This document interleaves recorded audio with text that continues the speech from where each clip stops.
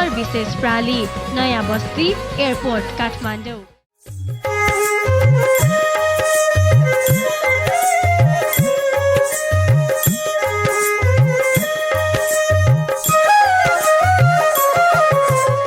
परिक्रमा जानाले बढी पुण्य हुने एउटा हिन्दू धर्मावलम्बी श्रद्धालु भक्तजनहरूको विश्वास रहिआएको छ। त्यसैले वर्षको एकचोटि भए पनि भव्य रूपमा परिक्रमा सम्पन्न हुँदै आएको छ। नमस्कार, जय रामजी की। गएको बुधबार जस्तै आज पनि कार्यक्रम मिथिला दर्शन लिएर आइसकेको छु म प्रस्तोता वीरेन्द्र। सबभन्दा पहिला कार्यक्रम मिथिला दर्शन हेर्नका लागि कार्यक्रमको प्रतीक्षामा बस्नुभएका तपाईँ सम्पूर्ण दर्शकहरूलाई कार्यक्रम मिथिला दर्शनमा हार्दिक स्वागत छ। दर्शकबिन, मिथिलाको धर्म संस्कृति र संस्कारको संरक्षण सम्वर्धन एवं प्रवर्धन गर्न हेतु यो कार्यक्रम प्रसारण हुँदै आइरहेको छ। यो कार्यक्रम तपाईँ हरेक बुधबार बिहान 5:30 बजे र यो कार्यक्रमको पुनः प्रसारण हरेक बिहिबार राति 1:30 बजे समेत हेर्दै आउनुभएको छ। दर्शकबिन, यो त थियो कार्यक्रमको बारेमा केही संक्षिप्त जानकारी। यो जानकारी पछि लाग्छु अब आजको विषय वस्तुतर्फ।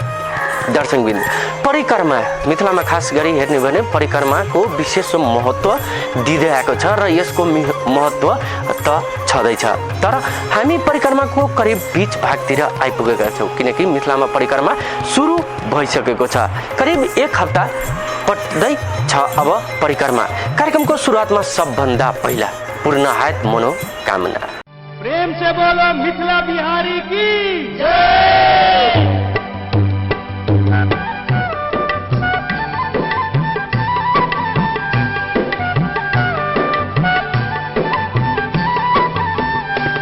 पूर्ण है तो मनोकाम, पूर्ण है तो मनोकाम, लैते रहो मिथिला बिहारी के नाम। पूर्ण है तो मनोकाम, पूर्ण है तो मनोकाम, लैते रहो मिथिला बिहारी के नाम। पूर्ण है तो मनोकाम, पूर्ण है तो मनोकाम।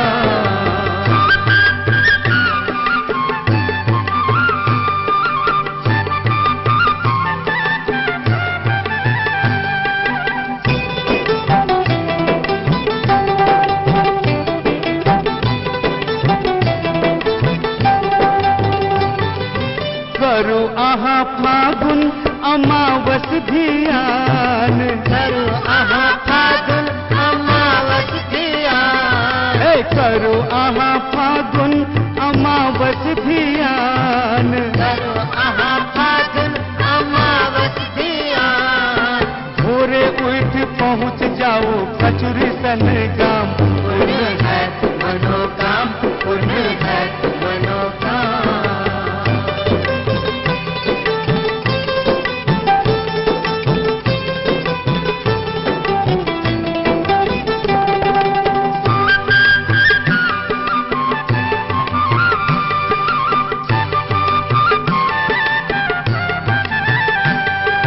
मिथिला बिहारी के डोला महान, मिथिला बिहारी के डोला महान, मिथिला बिहारी के डोला महान। मिथिला बिहारी के डोला महान। बढ़त रहू जपत रहू राम सिया राम। पूर्ण है तो मनोकाम, पूर्ण है तो मनोकाम।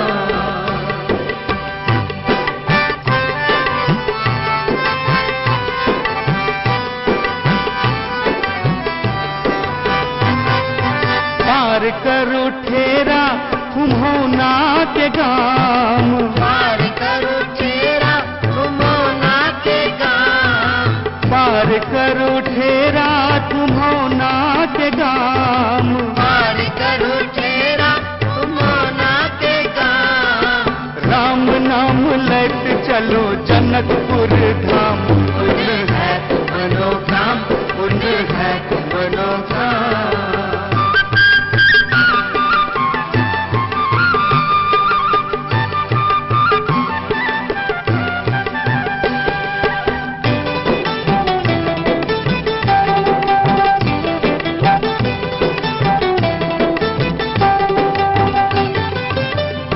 धोई में प्यार धोई करियो प्रणाम। गोर धोई में प्यार धोई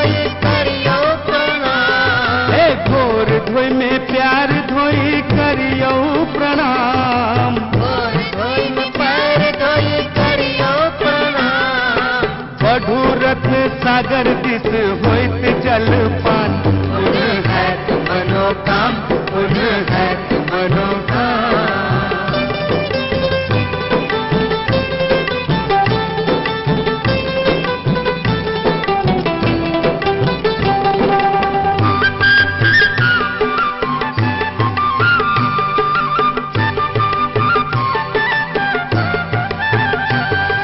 राम सिया मंदिर में दर्शन अध्यान राम सिया मंदिर में दर्शन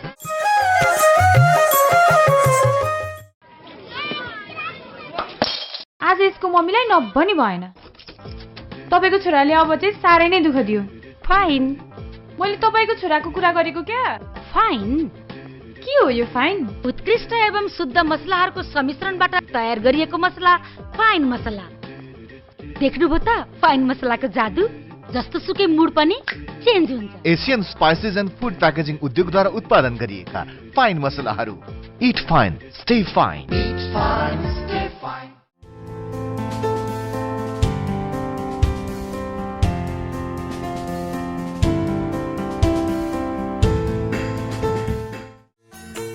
अब काठमाडौँमा पकौडा र लिट्टीको हंगामा शुद्ध स्वस्थ र स्वादिलो सबै प्रकारका पकौडा र लिट्टीको स्वाद तथा सन्तुष्टिका लागि अवश्य हामी कहाँ पाल्नुहोस् जनकपुर जानकी लिट्टी भण्डार धर्मपथ न्यू रोड काठमाडौँ थप जानकारीका लागि सम्पर्क नम्बर 9844 317990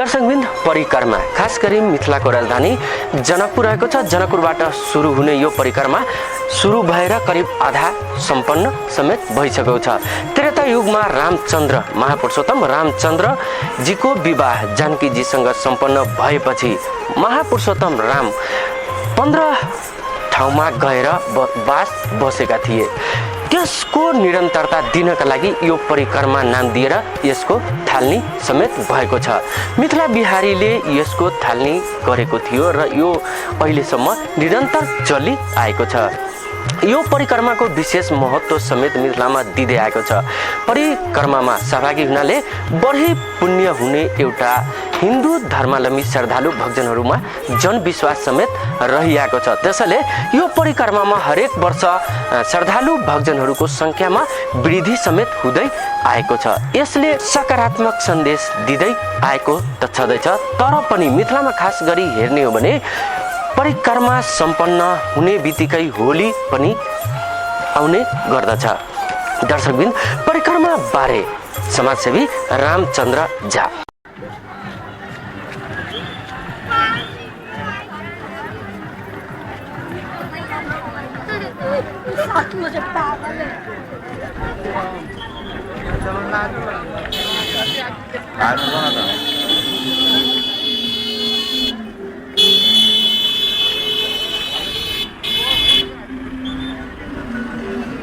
मिथिला क्षेत्रमा 15 दिने परिक्रमा जो मूलतः यो प्रतिपदादेखि अस्तिदेखि सुरु हो र यो जनकपुरलाई केन्द्र बिन्दु मानि यसका वरिपरि 15 एउटा परावहरूमा प्रत्येक दिन एक रात कम्तीमा विश्राम गर्ने गरी परिक्रमा हुने गर्छ यो करिब मतलब 100 वर्षभन्दा बढीदेखि परम्परा चलिआएको र खास गरी मिथिला बिहारीको डोला कोचुरी ठेरा कोचुरी भन्ने गाउँ विकास समितिको कोचुरीको तत्कालीन महन्तले यो प्रथा सुरु गर्नुभयो र पछि चाहिँ यो सिँगै मिथिलामै पनि यससँग आफूलाई जोड्ने र एउटा पर्वको रूपमा उत्सवको रूपमा नै यसलाई चाहिँ लिने गरिन्छ र खास गरी जनकपुरको चारैतिर 4 कोनामा 4 वटा महादेवको लिङ्गहरू प्रसिद्ध लिङ्गहरू छ जसमध्ये कलानेश्वर जो भारतमा पर्छ र भारतबाट चाहिँ पहिलो दिन सुरु हुने र त्यसपछि दोस्रो दिन भारतकै गिरिजा स्थान भन्ने ठाउँ छ जो गिरिजा स्थान ठाउँ खास गरी अब जानकीले फूल लोर्न गएकी भनेर भनिन्छ र त्यसपछि नेपालको मटिहानी क्षेत्र जहाँ मटिहानीको महत्त्व यस मानेमा पनि छ कि संस्कृतको त्यो महाविद्यालय याज्ञवल्क महाविद्यालय त्यहाँ छ र निकै संस्कृत शिक्षाको एउटा चर्चित केन्द्रबिन्दु र जनकपुरको लागि मतलब राम जानकी विवाह सन्दर्भमा मटकोर त्यहाँबाट माटो आएको थियो भनेर भनिन्छ, त्यही भएर मटिहानी भनेर त्यसको नामाकरण पनि छ।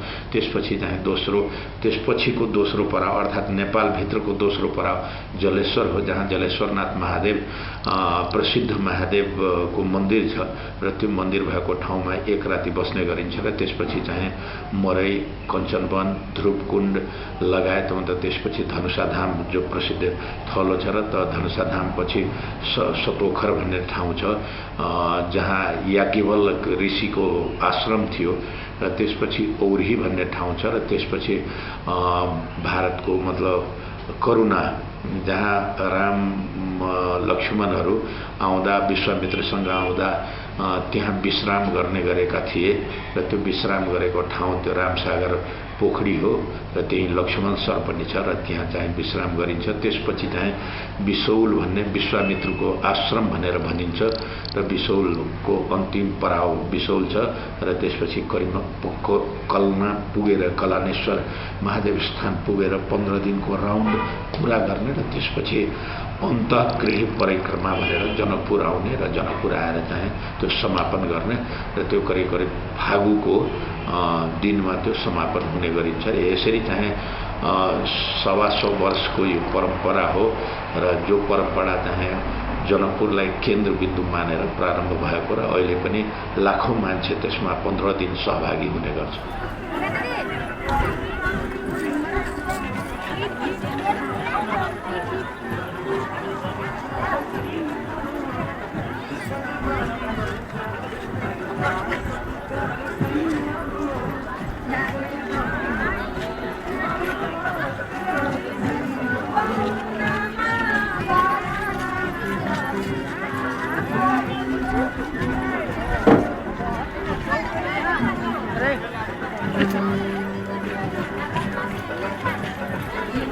दर्शकबिन्द, अब जनकपुर मिथिलाको राजधानी जनकपुर जुन धनुषा जिल्लाको सदर मुकाम पनि रहेको छ।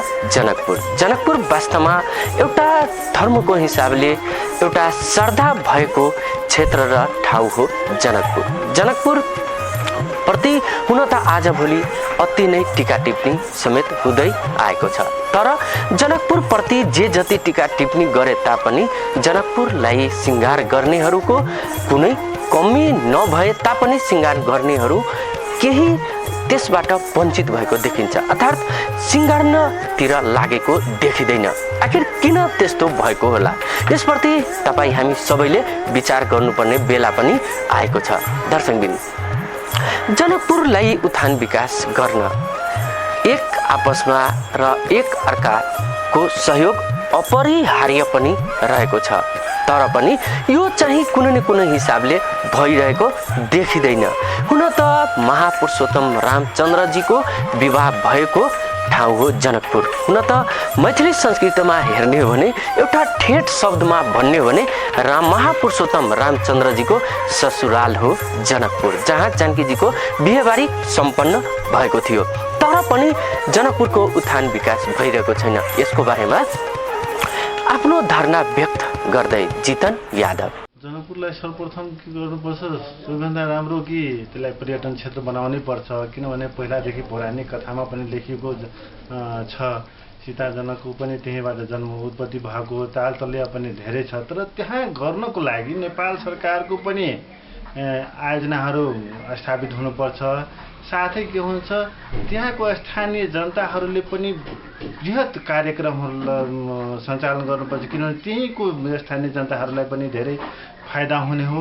त्यहाँ विभिन्न कन्ट्रीहरूबाट पनि मान्छेहरू त्यहाँ जाने हो। किनभने विश्वमा र यो धेरै प्रख्यात भएको र विश्व सम्पदामा पनि लेखिएको ठाउँ जानकी मन्दिर हो। त्यहाँ जानकी मन्दिरसँग पनि जोडिएको राम मन्दिर हो। राम मन्दिरसँग पनि जोडिएको अरू विभिन्न संस्थाहरू छन् धार्मिकहरू। तर के हुन्छ, त्यहाँको राजनैतिक चलखेलले पनि कुनै विकास हुन सकेको छैन। जबकि विकासको लागि पनि त्यहाँ एउटा थाहा पनि खोलिएको छ, जस्तो कि वृहत कोष छ, वृहत कोष। तर वृहत कोषले गर्नुपर्ने र लिनुपर्ने नीतिहरू त त्यो अनुसारको लिएको छैन। त्यसले गर्दा के हुन्छ त्यहाँको जनताहरू पनि बिचुलीमा परेको छ। जबकि नेपाल सरकारले त खटाएको पनि छ, दिएको पनि छ, संस्था पनि दिएको छ, 7 जिल्लाले पनि दिएर 7 जिल्लाको मार्फतमा गएर त्यो जनकपुरलाई एउटा राजधानीको रूपमा स्थापना गरौँ, मिथिलाको राजधानी हो। तर के गर्ने, किनभने जनता पनि आफै स्फूर्त रूपले आउनुपर्छ, मनन गर्नुपर्ने हुन्छ। किनभने अहिलेको अवस्थामा त्यहाँको जनता उठेन भने कसले विकास गर्ने, अरूलाई आएर गर्ने छ र, किनभने हुँदैन। त्यसको लागि एउटा हाम्रो अवेरनेस प्रोग्रामहरू गर्नुपर्ने छ। यसमा के भन्छ, जस्तो कि सबैभन्दा अवेरनेस प्रोग्रामको लागि मैले देखेको र मैले बुझेको अनुसार पत्रकारहरूको पनि ठुलो भूमिका हुन्छ। किनभने देशमा सबैभन्दा बढी अग्र भूमिका निर्वाह गरेको पत्रकारहरू हो र पत्रकारले एउटा बाटोमा डोर्यायो भने सबै जनताहरू पनि अगाडि जान्छ। त्यसले गर्दा एउटा अवेरनेस प्रोग्रामहरू पनि त्यहाँ दिनुपर्ने हुन्छ बिचबिचमा र त्यहाँको जनतालाई उत्थान गर्नुपर्ने हुन्छ। त्यो जनताको उत्थान हुने बित्तिकै त्यहाँ परिक्रमा पनि हुन्छ, वर्षमा 5 कोशी पनि हुन्छ, त्यहाँ पचकोशी भन्दो रहेछ त्यसलाई। जबकि त्यहाँ न कुनै धर्म न जात न कुनै केही, एउटा मात्रै हिन्दूको अपनत्व गरेर हिन्दूलाई मानेर सबैजना सबै जात जातिहरू मान्छेहरूले पहाडी मधेसी सबैले त्यहाँ समेटेर आफ्नो उसमा कल्चर अनुसार त्यहाँ बसाइ अनुसार छठ पनि पूजा गर्दो रहेछ। अनि अरू विभिन्न त्यहाँ कार्यक्रमहरू हुन्छ, जस्तो कि समाज चकेबा दुनियाँदारी पनि भइरहेछ। तर त्यसलाई देखाउनको लागि, त्यसलाई बरकरार राख्नको लागि के हुन्छ, त्यहाँको स्थानीय मान्छेहरू लाग्नुपर्ने हुन्छ। हाम्रो डिलक्स यात्राका लागि सुविधा सम्पन्न बस सेवा। हाम्रो डिलक्स काठमाडौँबाट महोत्तरीको बर्देवास, गौशाला, सोनमा, शम्सी हुँदै मनरासम्म जान र आउनका लागि हाम्रो डिलक्स। रिजर्भ तथा टिकट बुकिङका लागि सम्पर्क गर्नुहोला। Mobile number 98 44 08 64 55। अब काठमाडौँमा पकौडा र लिट्टीको हंगामा। शुद्ध, स्वस्थ र स्वादिलो सबै परिकारका पकौडा र लिट्टीको स्वाद तथा सन्तुष्टिका लागि अवश्य हामी कहाँ पाल्नुहोस्। जनकपुर जानकी लिट्टी भण्डार, धर्मपथ न्यू रोड, काठमाडौँ। थप जानकारीका लागि सम्पर्क नम्बर 98 44 31 79 90।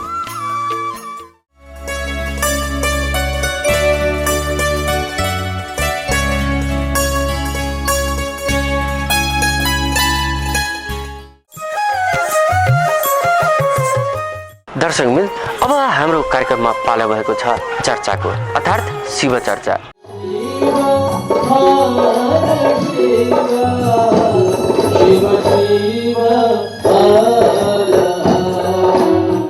आजको चर्चामा आफ्नो गुरुप्रति चर्चा गर्दै प्रथम शिव शिष्य साहेब श्री हरिन्द्रानन्द।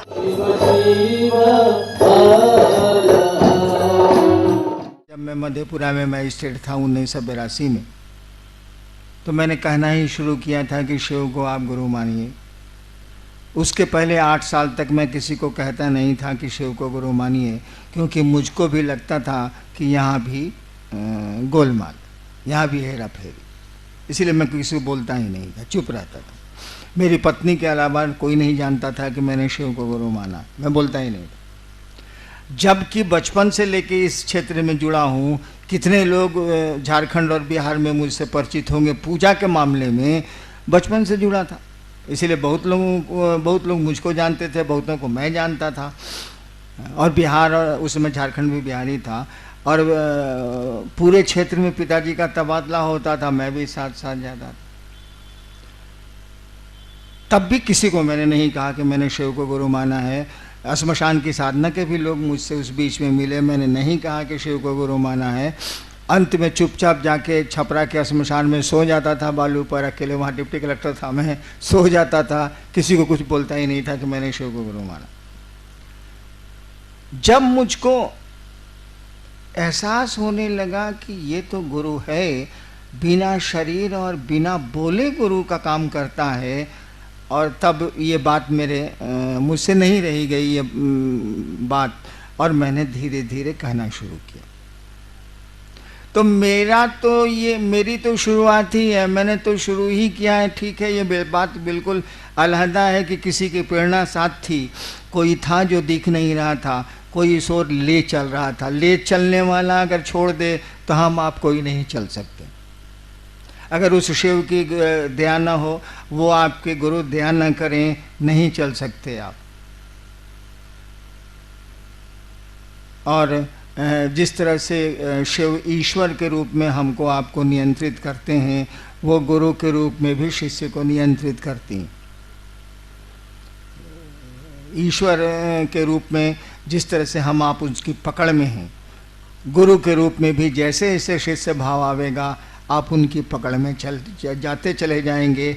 अगर पकड़ में नहीं गए तो चलना बड़ा कठिन हो जाएगा। ये रास्ता है बड़ा आसान, बड़ा सहज, बिल्कुल हल्का फुल्का, लेकिन किसी की दया पर निर्भर करता। वो आपके गुरु हैं। आप लाख चर्चा कर लीजिए, 3 सूत्र हैं ना आपके, दया मांगना, चर्चा करना, प्रणाम करना। लाख आप चर्चा कर लीजिए, लाख आप नमः शिवाय कर लीजिए, लाख दया मांग लीजिए, लेकिन जब तक उसकी दया निश्रित नहीं होती है शिष्य भाव पर या शिष्य पर, तब तक आप बढ़िया वाचक हो सकते हैं, बढ़िया बोल सकते हैं, आप शिव शिष्यता पर समझा सकते हैं आप, लेकिन शिव शिष्य नहीं हो सकते। शिव शिष्यता पर बहुत बढ़िया लेक्चर दे सकते हैं आप, सही अवधारणा दे सकते हैं आप, सही बात बता सकते हैं आप, लेकिन शिव शिष्य नहीं हो सकते। शिव शिष्य बनने के लिए तो आपको उस शिव की दया चाहिए, और दया आपको मिलेगी जो आपका गुरु कहता है वो करने से। उसने जो कहा, कहा तो कुछ नहीं, उसने इतनी सी बात कही, गप करो। गप को केवल बांध दिया।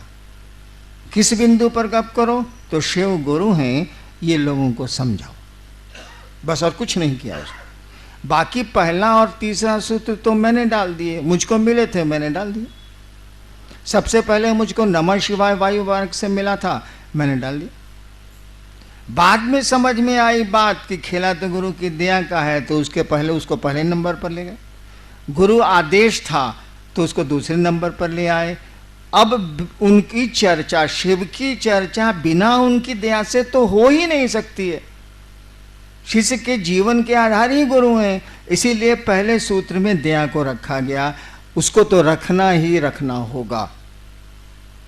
गुरु का आदेश 2 नंबर पर आया, 1 नंबर पर नहीं रहा, जबकि नियम है कि शिष्य के लिए गुरु का आदेश सर्वोपरि होता है। आपको तो उसको करना ही करना है। अन्य तो उनसे कहिए कि आपसे नहीं होता, ये कहने में भी संकोच है। तो वो शिव आपका दर्द समझता है, आप समझे या ना समझे, वो समझता है। आप उनसे क्यों नहीं कहते हैं कि आप हम पर दया करिए? आपका आदेश हमसे नहीं होता, हमको आपके बारे में गप करने का मन ही नहीं करता। जब मन नहीं करेगा तो आप क्या करिएगा? सोना बताइए। मन ही किसी काम को करने को नहीं कर रहा है, तब आपके पास कौन सा साधन बचा है, कौन सा उपाय आपके पास बचा है? गुरु की दया, गुरु के दया के आश्रम में जाइए, उन्हीं से कहिए। या जिन लोगों ने आपको कहा है कि शिव गुरु हैं और शिव चर्चा करो, उनको कहिए कि भैया आपने कहा ही काम करने को, हमारा मन नहीं करता है, हम करें तो क्या करें, आप कोई उपाय बताइए। उनको भी जवाब देना होगा, क्यों आपको उन्होंने प्रेरित किया, और वो भी आपको जवाब दे सकते हैं, वो भी आप पर दया कर सकते हैं, क्योंकि गुरु भाव को दया करने का अधिकार है।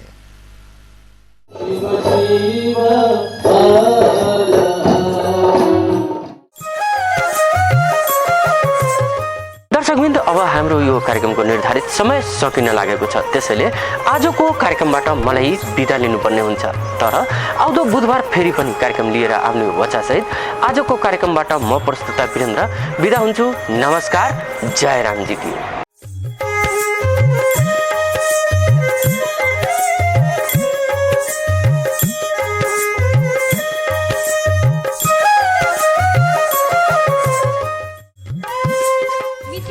पावर सर्भिसेस प्राली, नयाँ बस्ती, एयरपोर्ट, काठमाडौँ।